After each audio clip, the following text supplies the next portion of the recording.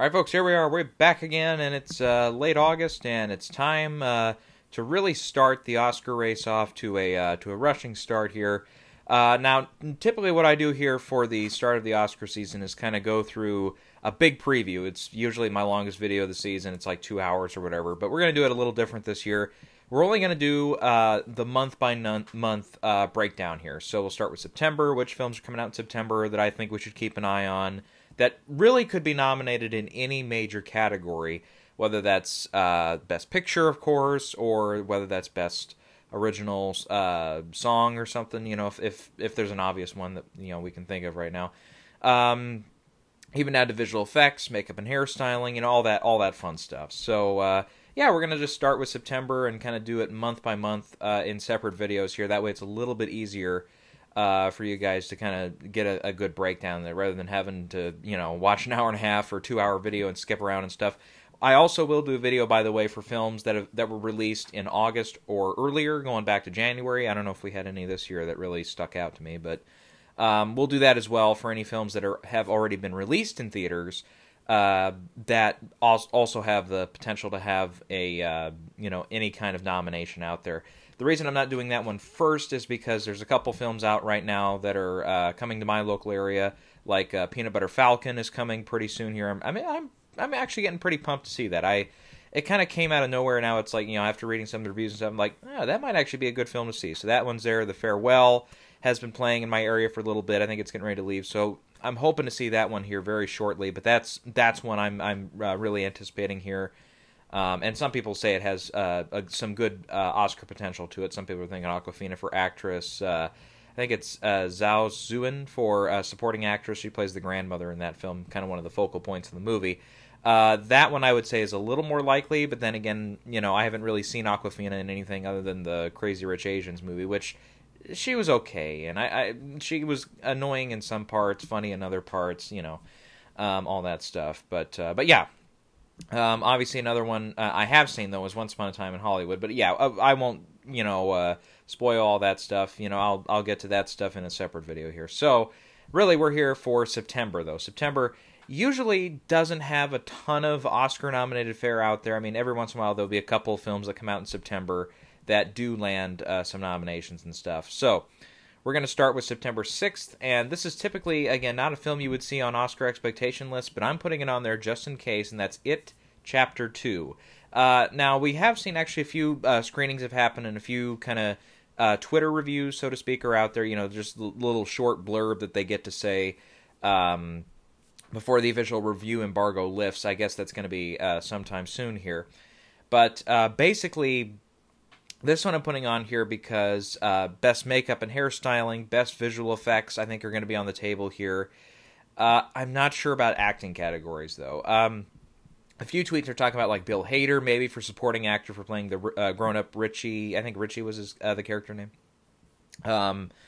Maybe, I mean, obviously we'll have to see the film first before we know for sure, but yeah, horror films are not your typical fare for acting nominations. Of course, Get Out was a big exception to that. I think Us, maybe this year, might be an exception, especially for Lupita Nyong'o. I thought she was exceptional in that. But yeah, again, we won't spoil my current predictions anytime soon. I'll save that for once we get all of these month-by-month things out, and then I'll get my first nominations out there.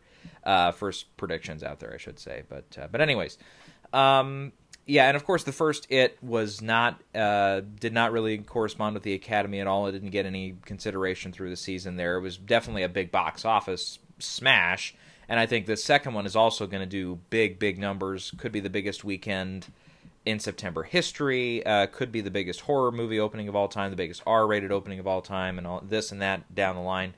And I think there's, you know, the expectations for this are nearing, I would say, a fever pitch for just how excited, especially genre fans are. But yeah, we'll have to see about this one. Okay, now the next weekend coming up is September 13th. We have quite a few actually coming out on the 13th. That's definitely going to be one of our busiest weekends for potential Oscar fare in September. And the first one is The Goldfinch, which is based on a Pulitzer Prize-winning novel. Has a big ensemble cast with Ansel Elgort, Nicole Kidman, Sarah Paulson, Oakes Fagley, the little boy from Pete's Dragon. I thought he was pretty good in that. Luke Wilson is also in this. Jeffrey Wright. I think Finn Wolfhard is in it too. Yeah, I'm kind of looking down the cast list here again, but yeah, there's a lot of people in this movie, and it's from director John Crowley, who's done most recently Brooklyn, which was a Best Picture nominee 3 years ago and got 3 Oscar nominations. And there's a pretty strong team behind this. You have, let's see, let me click. Yeah, I have the page open here. The Oscar-nominated screenwriter of Tinker Tailor Soldier Spy, his name is Peter Strogan, is writing the screenplay here, adapting the novel to the big screen. Well, I mean, that's the thing, though. I kind of looked over his resume a little bit. It's like, yeah, he wrote that, and he wrote The Debt, which I think was a critically well-received film. But he's also written stuff like How to Lose Friends and Alien People, which, yeah, I didn't even see. It just looked too bizarre. And he also directed Our Brand is Crisis, which I know was a big flop when it came out. I think some people were really anticipating that one and maybe thinking that could be a big Oscar player for, like, Sandra Bullock and for Billy Bob Thornton. That totally fell apart. And then he wrote probably one of the worst reviewed films of recent memory in The Snowman, you know, that thriller with Michael Fassbender. Yeah. So he's been very wish-washy with his scripts. At the same time, he was nominated for his writing also on the Emmy side for Wolf Hall, which I remember got a boatload of nominations back in the day. So yeah, he's kind of been all over the place with his writing there. And John Crowley's work, for the most part, I think is pretty well received critically. He directed, I think it was what would that be, the second season of True Detective, I think, which, yeah, was, yeah, that got a little mixed reception there. But and then Brooklyn, I think, was the big one there. Other than that, I haven't seen any of his other work, so I can't really attest to that. But I'll tell you what, the thing that's holding me back from saying, oh yeah, I think this is going to get nominated in this category, this category, this category, this category, on down the line, as, you know, especially if you're talking a book that has this big a following and this, you know, kind of perspective here, the trailers really have not been working for me. I've just been really confused, I guess is the best word, for what kind of movie they're, you know, what kind of story they're telling, what kind of tone they're going for. Because in the trailers it looks like, oh, there's like a bomb explosion in an art museum. Okay, oh, so it's a tragedy story, right? Well, okay, that's the first part of it. And then the boy grows up, because it's a little boy there. And that's Oakes Fagley, I think, in the trailer. And then it's like, oh, but then he grows up and he starts stealing art or something. And it's like, wait, so it's about like how a youth's actions can affect the consequences of adults and stuff? Or is it all of this? Or is there another piece of the story that they're not putting in the trailers that I'm missing here that puts it all together? It's just, just, you know, for lack of a better word, looks like a clusterfuck of storytelling here. And I'm like, at least just from the trailers, I'm not getting a sense of how is this based on a Pulitzer Prize winning book? Because it doesn't look like it makes any sense. Again, that's just with the trailers and everything too. So who knows? Like I said, there's, you know, overall this is a fairly decent team to put this together, and you have Roger Deakins, by the way, behind the camera, and everything, you know, from that looks like it looks really good. I mean, all the lighting and stuff obviously looks really great when you've got Deakins in the seat there. So I mean, best cinematography is definitely going to be a bet whenever he's in play there. I think he's also shooting 1917, I think, the Sam Mendes film. It's that, or it's another. He's got 2 out this year, and he's done that before, like No Country for Old Men and Assassination of Jesse James were the same year. Let's see, I'm trying to think what else. There was another. Yeah, it is 1917. Okay, I had to look over again. But yeah, 1917 is also coming out. That'll be a December pick, so we'll get to that one way down the line. But another thing, though, that Goldfinch does have in its corner is that it is going to be at TIFF, which when you have a September release at TIFF, that's not always a great sign, because sometimes it's just like an extra special premiere before general release. You know, there's another one that I'll mention today that's in the same boat there. So this one, I mean, outside of Best Cinematography, I'm kind of confused on how big this is going to go at the Oscars. I don't know if it's Best Picture material. I don't know if John Crowley can get in for Best Director. I don't know who among the cast has the best chance for an Oscar. I mean, we've seen Ansel Elgor's work, I think, over the past few years really get better and better every time, because I remember I saw him in the Carrie remake years ago. I didn't even know it was him. I think actually the original review for that movie that I did is on this channel somewhere. You might have to look back and see because I thought I said something about him kind of being okay. I mean, he wasn't the worst, but he wasn't the best by any means. And since then, I think he's only gotten better. Fault in Our Stars, I was kind of iffy on his performance there, but I think it got better and better as it went, as we got more and more into the character. he was pretty good in Baby Driver, maybe not good enough in my eyes to be like a Best Actor nominee at the Golden Globes or whatever, even though that was kind of, not a very tense year and stuff. And, he's got this out. He'll be in the remake of West Side Story. So I think he's, for an actor, the talent and everything there, I think he's definitely getting better and better. But then you've got Nicole Kidman, who, the last few years really has been knocking it out of the park with mostly, really, really great performances. She was the double threat last year with Boy Erased and Destroyer. She didn't quite get nominated for either one, but she was nominated and was one of the best parts of Lion, her and Dev Patel. And then, of course, all the work she's done on Big Little Lies, and she has it was previously the Untitled film about Fox News. Now we know it's called Bombshell. Looks like she's going to be potentially a player in that as well. So yeah, I don't know if this one will be the one for her this year that they're really going to back for an Oscar campaign or not, but yeah, we'll have to see here. Otherwise, from the trailers, I think Elgort and Kidman are probably the two that stand the biggest chance, other than Oakes Fegley. Sometimes they do go for that younger actor in a supporting role. Arguably the last one would be Lucas Hedges in Manchester by the Sea, but even then he was 19 or 20 when that came out. So, but you think you think back to even in the supporting actress category, back to what's her name? I was gonna say Ryan O'Neal, but his daughter Tatum O'Neal. You can think back to the little kid from Kramer versus Kramer getting nominated and stuff like that. So it happens sometimes. Or even Anna Paquin, who won her year for The Piano. So yeah, those child actors will win or at least get nominated sometimes. So Oakes Fegley, I think, at least from the looks of the trailer, it's like maybe he might be one we're kind of sleeping on here. So that's that's if my feelings on this are all over the place, it's because the trailers are giving me that feel there. Okay, the next one up, again, this is one I'm, what we call the ass cover move here, and that's, I'm putting Hustlers on the list as well. This is another one, it's playing at TIFF, and yeah, I've seen the trailer just looks not great to me. It's not necessarily my cup of tea for what kind of films I like to see there. It just, I guess there's a story there from what the trailers are showing here, where it's like a bunch of strippers getting revenge on the greedy Wall Street execs who, enjoy their profession and everything. But yeah, so again, that's there anything can make a good story. Don't get me wrong, but it just at this point it just looks like, again, this is not really going to be one I'm going to immediately go out to see. But another reason to put it on the list, though, is this is coming from Gloria Sanchez Productions, which is the offshoot of Gary Sanchez, which is Adam McKay and Will Ferrell. Of course, McKay got nominated 3 times last year for Vice. And Farrell was a producer on Vice, but I guess not. He didn't get included on the producers list. I think they only allow 3 or 4 producers, I think, if I remember right. And yeah, it's just I look down the list. Otherwise, it's like, where is this going to get nominated? Though it's like there's no obvious performance, at least from the trailers and stuff, that make it look like, oh, that could definitely be nominated somewhere. It's like, no, I don't really see that. I'll tell you, and I kind of joked on my Cultured Vultures entry here, but I said I don't think we're going to see Cardi B on the short list for supporting actress anytime soon. Good Lord. Yeah, my distaste for modern music has not soured in recent memory, I'll tell you that. So yeah, again, we're putting this on the list because it is a TIFF. This reminds me a lot of Life Itself last year, which got a big hubbub, and it had a big ensemble cast like this one does. I'm just looking at the list again. It's Constance Wu, Jennifer Lopez, Cardi B, Keke Palmer, Julia Stiles, Lily Reinhart, Mercedes Ruehl, Usher.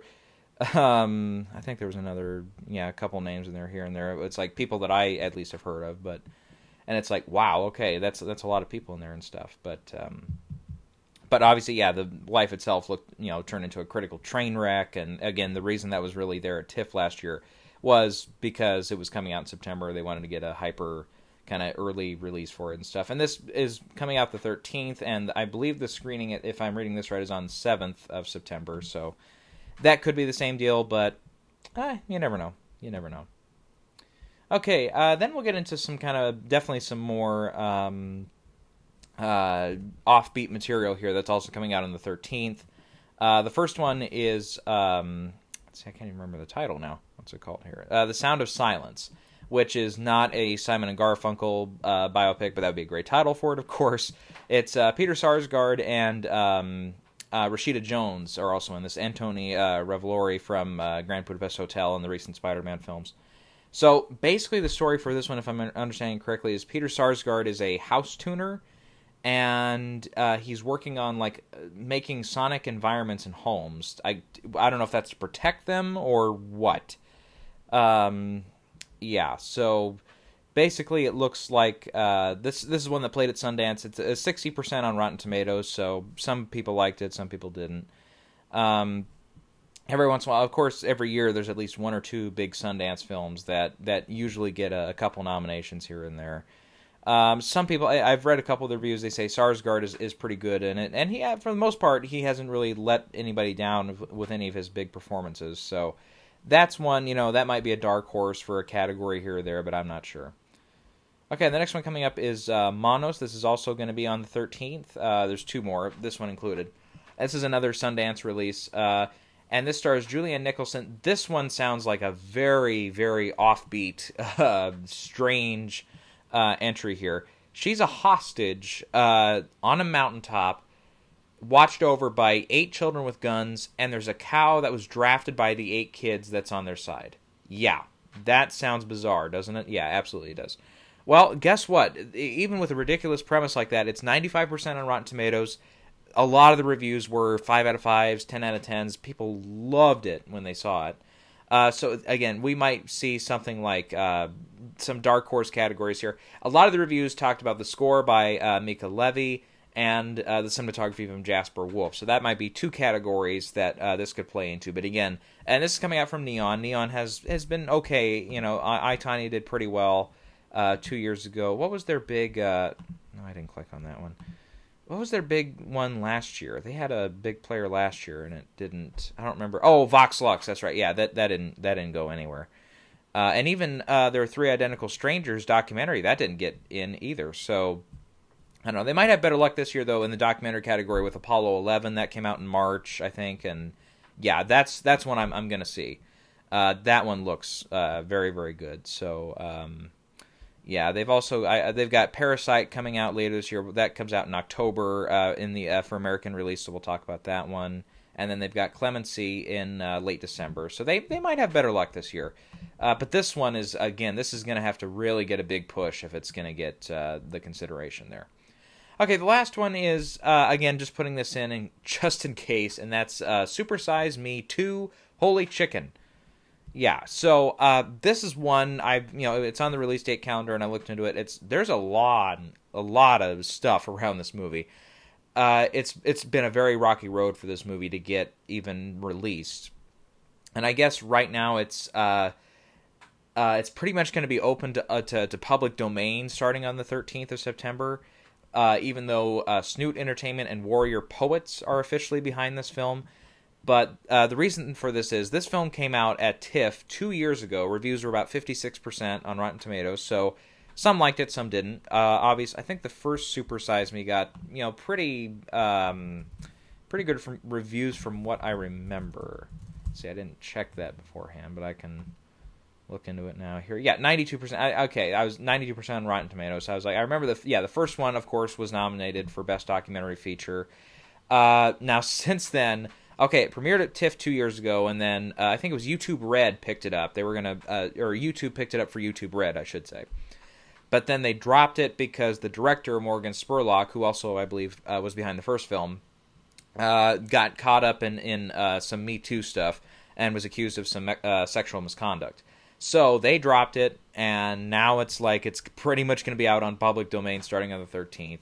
So, that's the thing. I can't remember the last time we had a film that was released like this that got nominated for any Academy Award attention.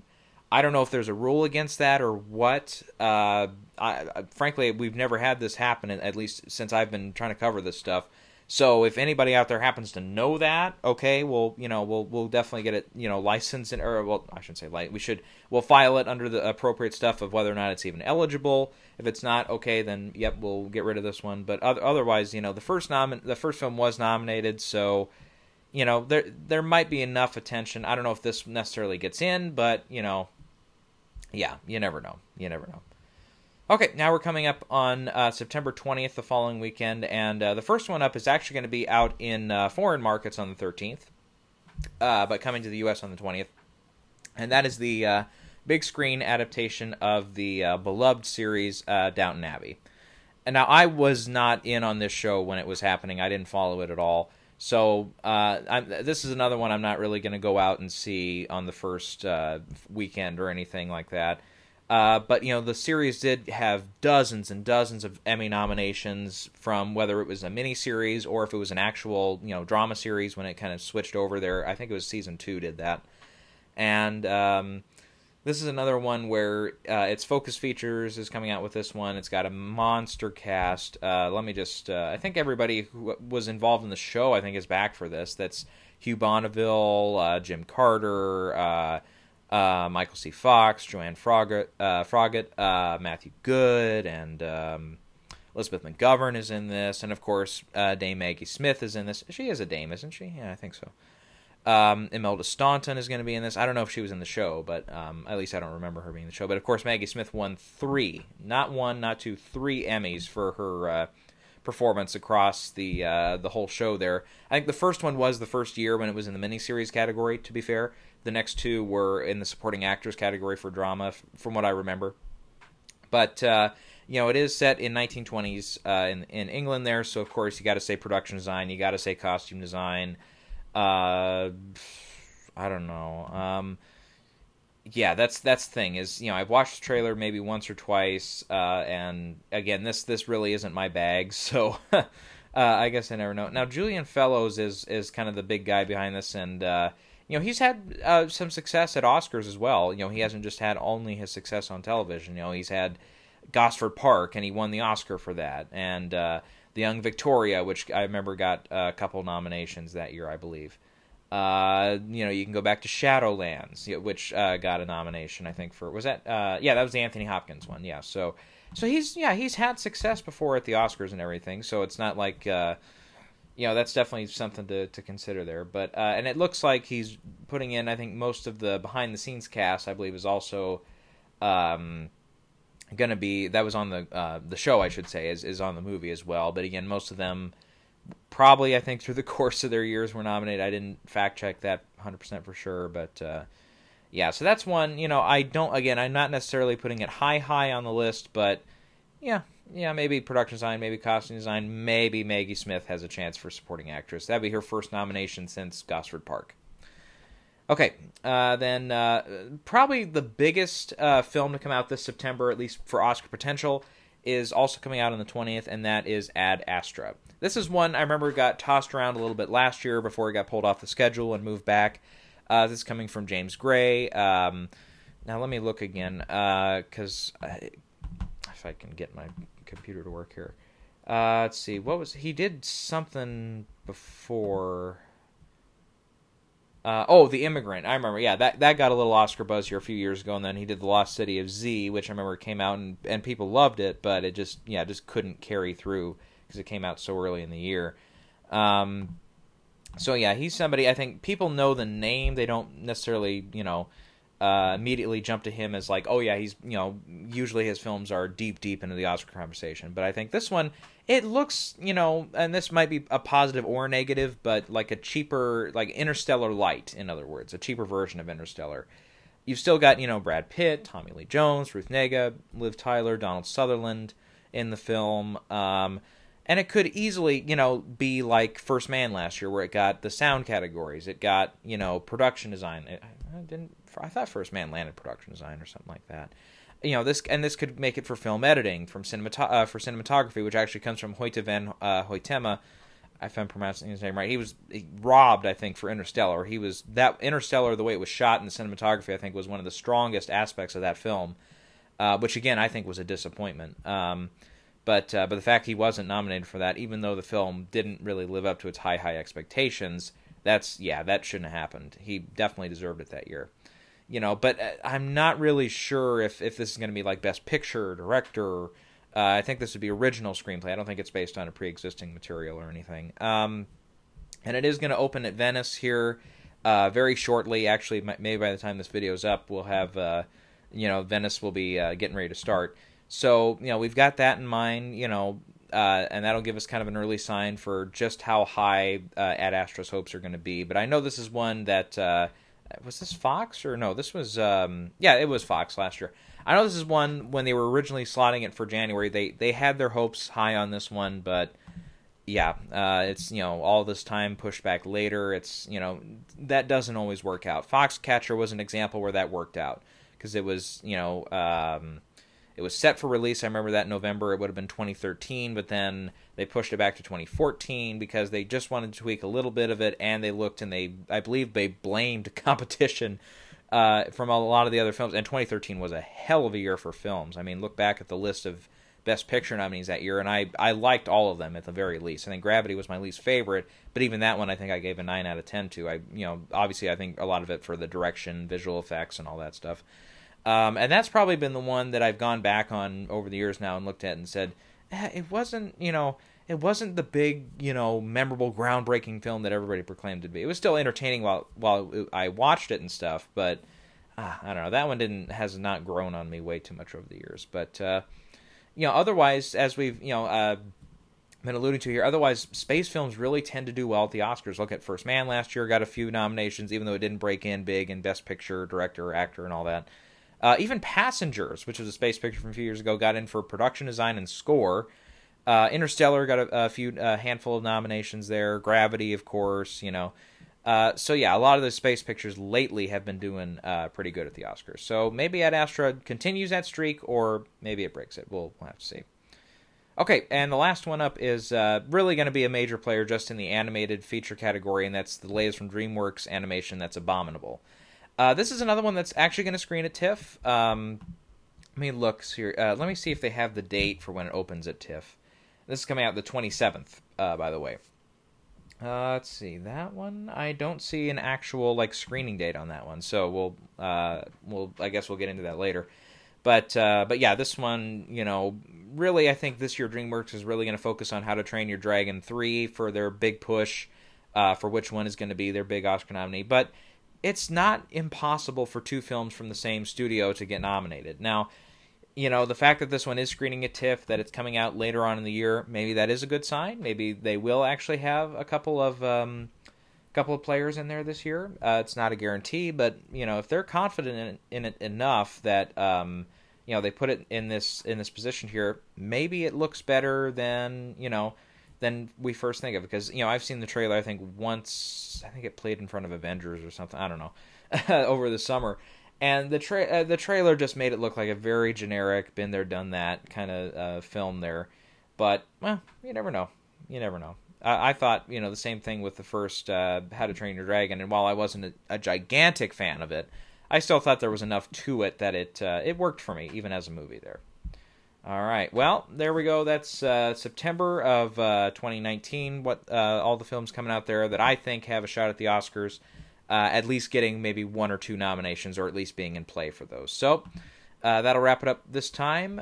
We'll come back and we'll do another video for October. I'll get to that sooner rather than later. We won't, by the way, for the schedule here, we're not going to do October preview right before October starts. This one is just happens to be the first one, and it's late August when the Oscar season begins here. So we'll see you sooner rather than later, and we'll look at what's coming out in October.